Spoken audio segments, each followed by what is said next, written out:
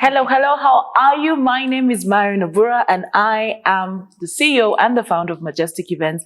And welcome to the Majestic Events Kenya YouTube channel. And we are back with part 2 with Wanjiku of Waridi. Yes. And we're going to find out why on earth did I stop doing did she stop doing wedding planning? Please take it away. Okay, so ask me the question. Why did I stop? Why did you stop? I remember that day, and I Yes. remember it like yesterday. Yes. We had a coffee after that. Yes, and everyone was in shock. It felt like the same amount of shock my actuarial classmates had when I told them, guys, I'm not becoming an actuary, I'm going to be something like what? Exactly. I think for me, I realized there was an opportunity. I knew when the first client came and said, we have looked everywhere. And then I realized, what this client is paying me is X times what my wedding clients are paying me. I figured I got into the point with weddings where I felt, you know, when you've done your work, we've created these amazing themes. I remember we even used to do personality tests for couples. No way. Yes. Wanjiku. That's how we used to create our themes. From couples personality tests. It's very interesting. Wow. Yes. And that's why we had, for me then, I remember meeting a lot of clients and they were like, I don't have a lot of budget to do a theme. I'm like, say no more. We'll just do our personality test. And we did, one of my favorite weddings, I'll never forget, was actually a wedding for my classmate. His name is Eugene. We had him in campus. And his wife is artistic. And she did this whole movie themed, it was a musical. And I was just like, so it got to the point where I felt these corporates need me because I could see what was happening in the corporate world. I had a very good client. They were paying me very well. And you just could not care less about the stress that our wedding clients were giving. I just felt it was time. Like, how did you tell? Did anything happen to prompt? No. I just felt, first, I think for me, I realized the thing with weddings, they're so personal, right? And there's nothing wrong with that. I mean, it's the one that, like, you never do it again, but these days, But then you would never do it again. And I felt that people could, in as much as I wanted to scale my business, people always wanted, I want you did so-and-so's wedding. I want to see So very Wanjiku. personal even for you. Yes, and they for want me, you in like, particular. With where I wanted in terms of my life, with where I wanted to grow, we had not gotten to the point where I would have Waridi and the bride would accept any wedding planner who comes. Because they'd feel, it's not Wanjiku, it's not this. So that in itself made me realize, hey, I'm actually losing out on even just me as a person, on spending time with my family, because Saturday we're always at Tell me decor, about it. Tell me about it. Church, etc. And the second reason why is I realized I was not growing. And this is from, I like corporate events because of one thing. They push you to different industries. Ask me about any industry I know. Because I've sat in a conference, I've understood their dilemmas. So there's a pattern, I got tired of, let's talk about the palettes, the color palette. Now I wanted my brain to like expand and just be a sponge and absorb all this. No, knowledge. you say a very important point, because I also got to the point where we cannot be discussing colors. Exactly. I mean, there must be something more. Exactly. And I'm like, and that corporates gave me that. Yeah. I learned about digital marketing from my clients. I've learned about social entrepreneurship from my clients. It's an event we did called Sankap. And I learned so much about that environment because I'm there. I've learned so much. Okay, of course, the farmers are very technical, the pharmaceuticals. But for me, I grew. My networks have grown because of being in corporate. Then the third thing is scalability. There's the learning. And then third, there's a money aspect. Because the amount of weddings are so personal, man. And for me, I'm like, man, then you need to pay me more because the corporates were paying me more and they were not as personal. Do you remember Hope Mwinzi? Yes. When we were still kids. Yes. I say kids because we were really, really young. Yes. And she said, you know what? None of you are being paid what you're worth. I was like, what? And How I could you knew say that? because the corporate was paying me, so they were paying me 4 times what guys this- were paying. There's no bride who ever paid me 7-figure. There's You don't no. post. There's none.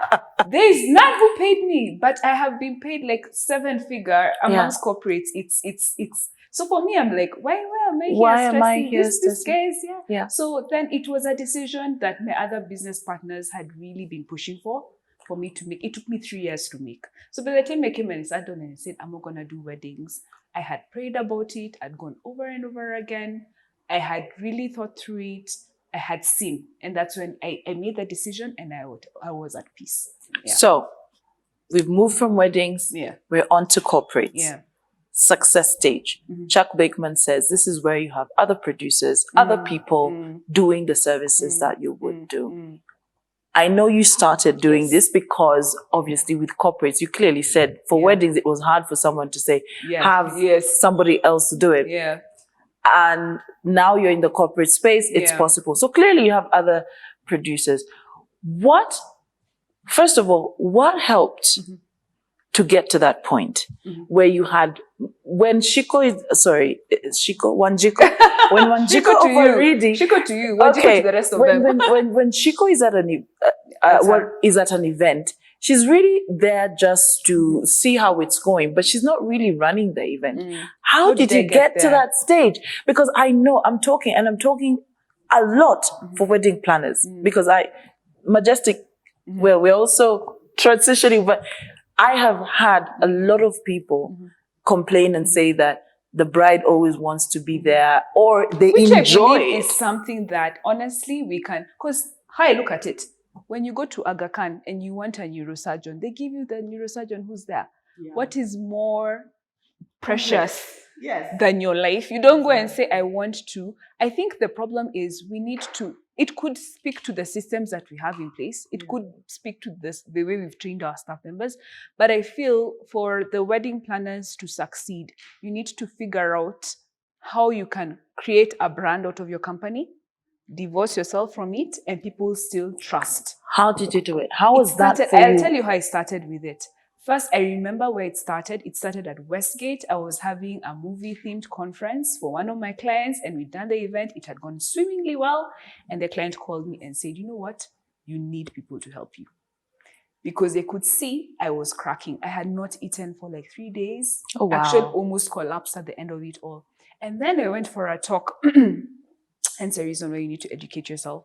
I went for a talk at Hilton, and the person speaking, I think it was Flora Mutahi of Melvin's Mash. Melvin's and there was a lady, she does bridesmaids dresses. She used to be at Hurlingham. I can't remember. I just know there was my Laker brides, and it's not her because she's still there. And she used to be a big deal. Nairobi. She used to be in Hurlingham and then she moved. And she used to be, I can't remember her name. I shall remember. Because she used to, we never used to, she did some of our bridesmaids dresses, but I don't know. So she gave her story of how she went through, both of them. That talk was about systems and women in business. And this lady, that particular lady, I wish I can remember her name because she was a big deal in the events, in the weddings industry. She gave her story of how she came one day and she had a nervous breakdown at the office. Mahogany? Not mahogany. Okay. I can't remember. I'll remember. And she talked about the way she sat on her desk and she cried. Like she couldn't function. Like her employees were coming, oh, their client wants this. And that's when she introduced me by just virtue of me sitting and speaking to the E-Myth. Because the E-Myth, and I think I even introduced you guys. I don't know who introduced you to the E-Myth. No, E-Myth I'll say it right now. It was Dr. Catherine Matissa. Thank you for E-Myth. So she introduced me to the E-Myth, and it was all about, I think was she Susan, the baker, or Sarah. I can't remember the baker. Who was doing everything. Sometimes I wonder, where is she right now? She should know how many lives she has changed. Even in class, we tell guys the E-Myth. So it's the E-Myth. That's where it started. So I diligently took the E-Myth. I could see myself in that person because I was getting paid very well, but I was so tired. So I took that book, and that's what actually helped me come up with my systems. So from the systems, I now started hiring people, and we had a particular formula of how we used to hire people because we're very big on our culture as a brand and how people perceive Waridi. And I got Eunice, who came. She was the first. First, I got Robert, who was our intern, and then Eunice came. And now, because we already had the systems put in place, it was easy to bring people into the business. So you found that systems were, and thanks to you, because I remember sometimes we'd hang out with other people. Yes. Not just Kawep at that time. And we'd always talk about systems. And I would really resonate with you because I'm like, yeah, it's working, it's working. Yes. People are not using it. It's working. I am doing a wedding. I have a wedding and I don't have to be there. It's just, it just gives you so much free time to work on other things. Yeah. Question though, where are you now? Wow. This business Because journey of ours. I know, because then again, if whoever is watching, especially if they're a startup planner, probably have 2-3 years experience, they're thinking, she made it. She has Eunice, Robert, blah, blah, blah. And it's gone poof. So where are you now? I would say I'm at the point, because I feel like I've gone through all the cycles. Yeah, I think so too. So I'm at the point in my life where I think I can make the decision to direct the direction I want to be in.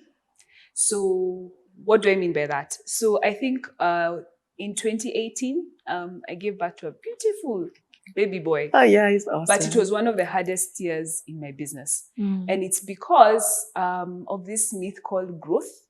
I call it a myth because growth means different things to you people. I've run a company, like at the height of Waridi, I remember we had many employees. But I realized... How many do you have? I can't remember. But okay, they were not like 50. Okay. I was not at Akinada stage. But I had many people. Like I had people, I went to the point where there were many people, I didn't even know some people's names. You know, like the way you're like, we'd have a meeting and there'd be many people in the room and you're like, gosh, we're so many. There are X number of interns. There's 3-5 planners. There were many. But at that particular point, I think, okay, let me like take it back a bit. You need to start with what is your purpose. I was very clear. I'm impact oriented. What I was not so clear is how big I wanted to grow. So when I got to the point where I grew big, and we grew big to the point where sometimes we'd have, like at some point we had like 6 event planners. But I realized I started losing the worriedness. Like I'd walk into an event and I can't see us in the event. I couldn't see us. Like it looked like the events that I hated. And why were we losing our worriedness? Because we were growing big. And so any job that came in, didn't matter whether it fitted, whether we gelled with the client, anything that came in, I would take it. So I started in 2018. Wait, when you say you'd walk into a space, I'd walk into our event. You walk into your event and see, and you're not liking what you're seeing. What were you seeing? That is not my client.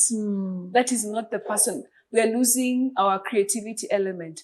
We're losing our level of excellence.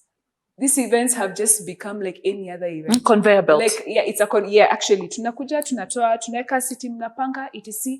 And the chairs at some point cannot be changed. You've done them in all angles. I'm like, this is not us. And I think for me, because when I look at people who are so true to their passions, Akina, the Lupitas, let me say Lupitas, they are very sure about what they want. And for me, I walked in and I'm like, this is not me. So what happened in 2018, I kind of got like a business nervous breakdown, an equivalent of a business nervous breakdown, where I said, no, I'm not happy. I'm not happy because we're always stressed. We have so many clients. Profitability at the bottom is low. I'm not getting any satisfaction from the sort of work we're doing. I started questioning what growth meant for me.